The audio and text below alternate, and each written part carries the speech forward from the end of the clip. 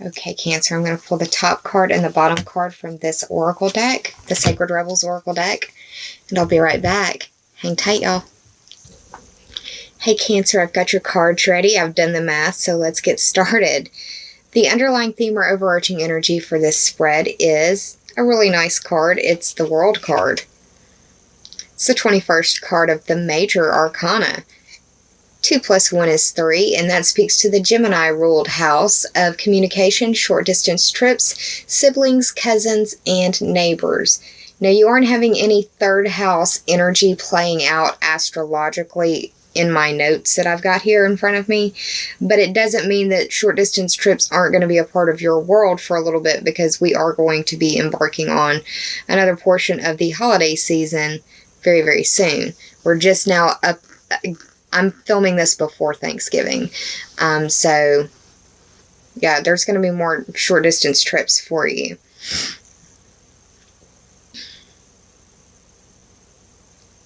When I see this card, I immediately think of the World Wide Web, and it's because of ideas coming from the four corners of the globe, and that it's just very interconnected. And back in the old days of the interwebs, they called it the World Wide Web.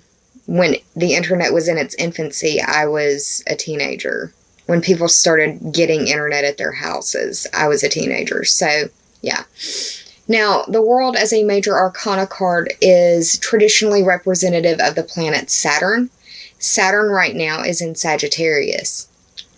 I'm not sure which house that plays out for you, because I don't have that on my notes in front of me. But I know that I've talked about Saturn being in the placements before. So just dig through some of my older videos and you should hear about it. Especially during like the eclipses, I believe I probably would have really touched on that. But yeah, Saturn represents structure, and this could be, you know, the structure of government. It could be the structure of your home. It can be the structure of your body, like your bones as well. But this card as the universe represents peace and liberation. And it could be how you're feeling towards the end of the month. Or it could be like you're feeling over the entire month could feel like it's peaceful, or like you've been liberated. Now, the first card that I pulled for you in the top 3 for clarity is the Star card, but it was in reverse.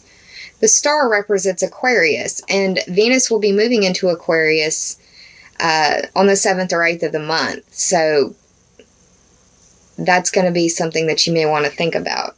The Star representing Aquarius. Aquarius is known for being inventive. It's known for being revolutionary, which, you know, revolution can bring liberation. So there's that. But this card represents, in the upright, it's being inspired and being happy. But in the reverse, it's like you're dealing with being blocked in some way. And you could be feeling unhappy or unfulfilled or not at peace. This is the 17th card of the Major Arcana. 1 + 7 is 8, and there are 8 stars here. That speaks to the Scorpio-ruled house of life, death, rebirth, sexuality, regeneration, and other people's money. And this is the same house that Venus is moving into, so I think that that speaks very strongly to this situation and this card that's playing out for you. Venus moving into Aquarius could be that you're dealing with money issues, a partner is dealing with money issues, you're dealing with sexuality in some way. But yeah. The second card that I pulled for you is another Major Arcana card, so it could feel very karmic for you in many ways. And you are having a full moon in your 12th house, which is the house of karma, mid-month. So it could be that this is playing out towards that event. The Empress, it's interesting, has the glyph of Venus right here, and we just got finished speaking about Venus moving into Aquarius. This card represents Aquarius in your 8th house. Now, the Empress is the 3rd card of the Major Arcana. The 3 represents the Gemini-ruled house, and we're having that full moon in Gemini, of siblings, cousins, and neighbors, the people in your neighborhood, the people that are on the same level as you.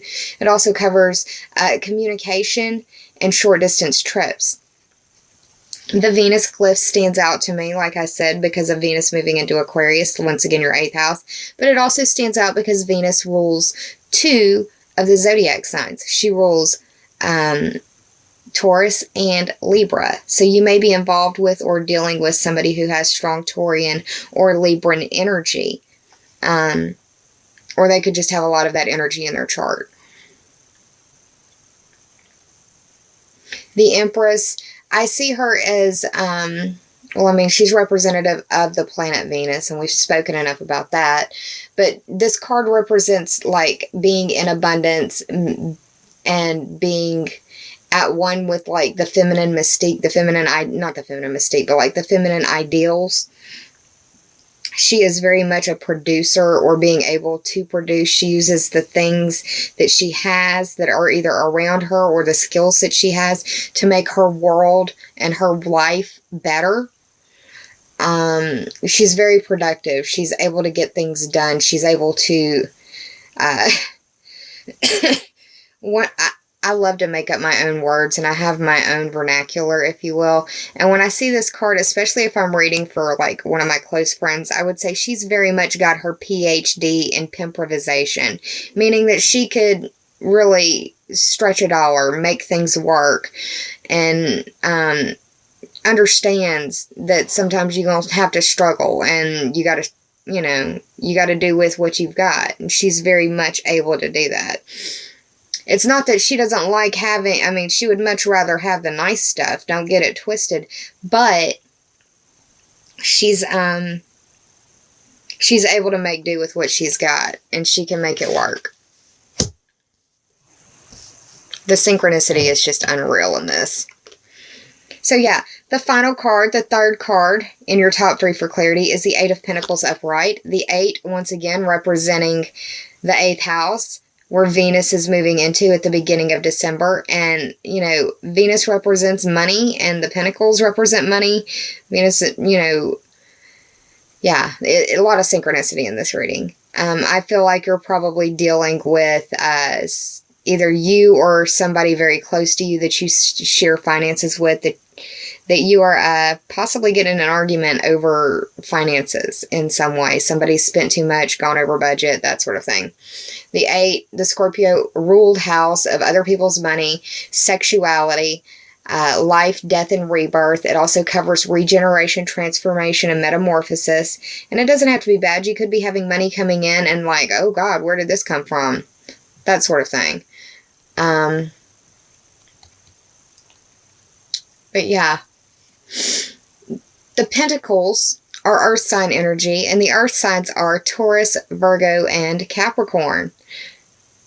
It's going to be a lot of Capricornian energy playing out. A lot of this stuff is happening for you in Capricorn, and all of that happens to be your 7th house. This card on its own, for me, in the Pentacles deck, or in the Pentacles suit, there's the 3 of Pentacles that looks like it's an apprentice card, where you have to have somebody looking over your shoulder to make sure that you're doing the right thing. This guy is a journeyman. He is able to do his own work. He's probably going to have to show this to someone else and get it approved before it can be used, or whatever the story is, however it works in your world.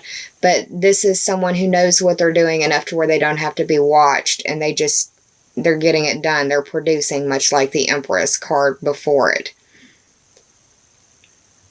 The Pentacles also represent, it's not just money, it's resources. It's anything that you could expend on another living thing or situation. So it could be money, time, love, nurturing, the resources you have at hand.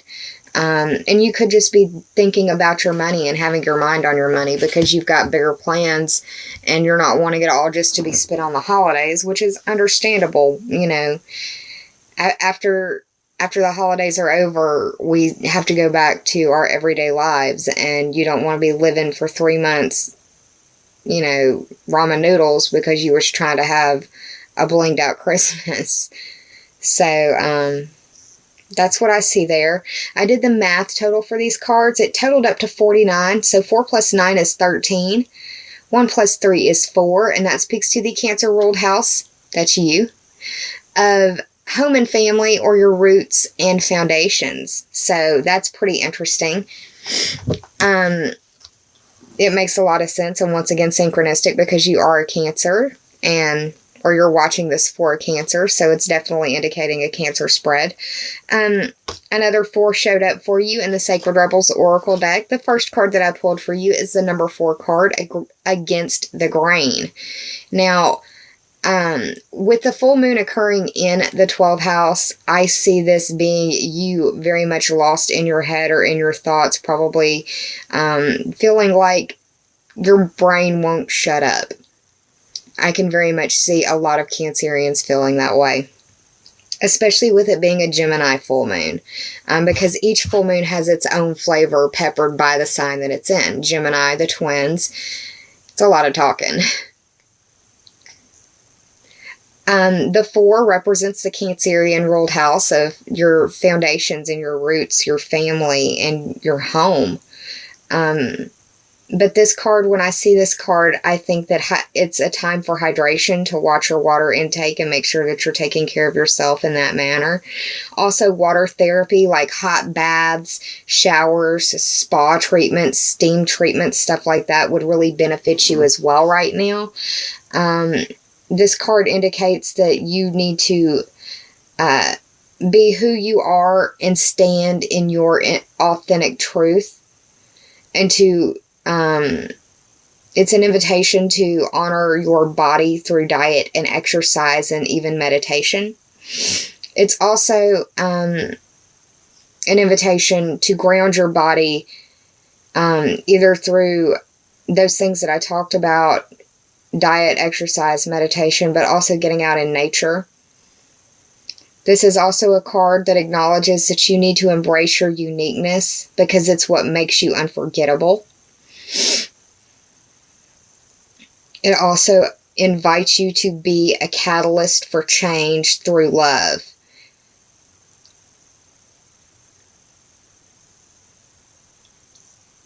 You are exactly who you should be at this time. But growth indicates that you won't be or shouldn't remain the same for the entirety of your existence.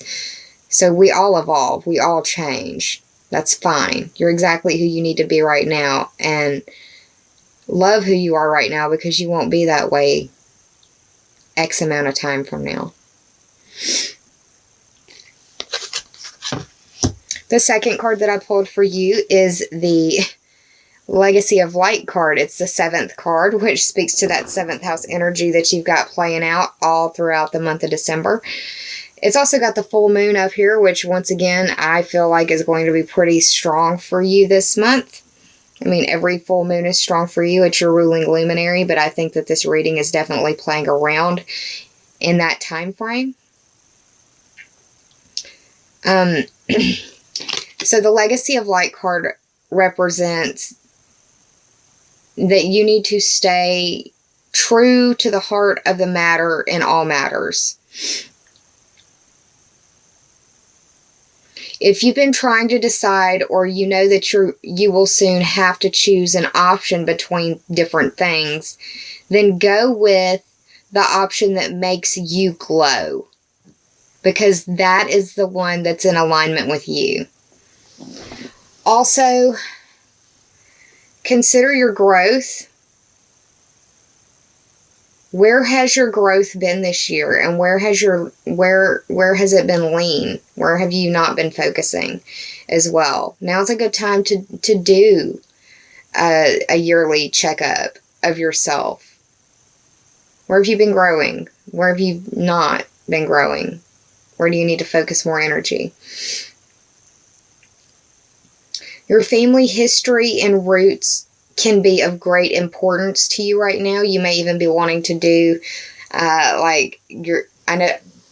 Ancestry.com has the DNA registry or whatever now.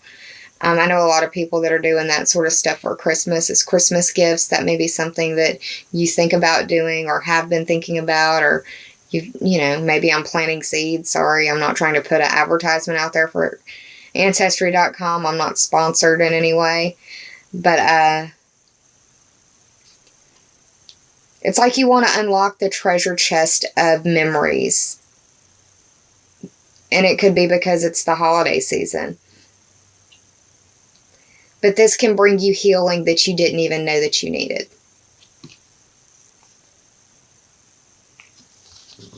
So Cancer, that's what I see what's going on for you for December.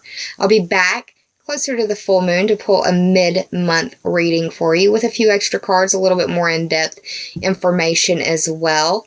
I hope that you enjoyed this reading. If you did, please like, share, and subscribe. And if you already have, I thank you from the bottom of my very grateful heart.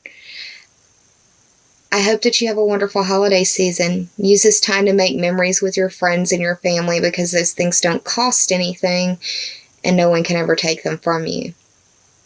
Employ your self-care measures. Please take care of yourself and be kind to yourself, Cancer.